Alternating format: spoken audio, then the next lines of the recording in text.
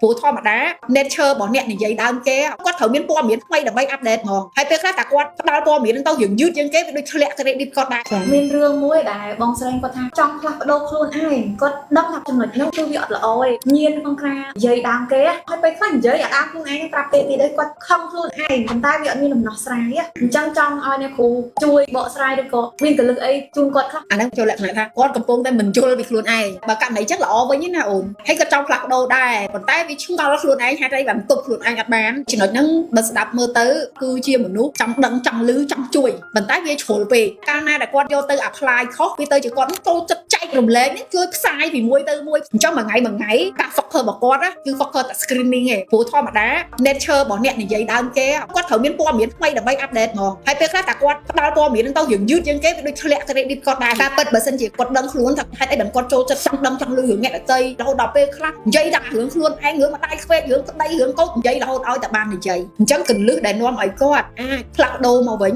តែត្រូវស្វែងយល់ពីចំណុចមិនល្អដែរថាអ្វីដែលគាត់ធ្វើហ្នឹងវាចំណេញឬក៏ខាតសម្រាប់ខ្លួនឯងនិងអ្នកដទៃអញ្ចឹងការដែលគេរកឃើញចំណុចដែលមិនល្អបញ្ឈប់វាជាបន្ទាន់តែបើគេរកឃើញខ្លួនឯងចំណុចល្អស្គាល់ពីខ្លួនឯងចង់ធ្វើអីថារកឃើញខ្លួនឯងជាមនុស្សចូលចិត្តនិយាយដើមអាហ្នឹងខ្លួនខ្ញុំអីខ្ញុំត្រូវតែធ្វើអញ្ចឹងសំខាន់អាហ្នឹងវាអត់បានចូលជាប្រយោជន៍របស់មនុស្សគ្រប់គ្នាទេអញ្ចឹងវាមិនមែនជាគោលដៅដែលគាត់កំណត់ថាគាត់ត្រូវតែនិយាយបន្តទៀតរហូតបានពៀនជាអ្នកបកកែនិយាយដើមទេមិនអញ្ចឹងទេ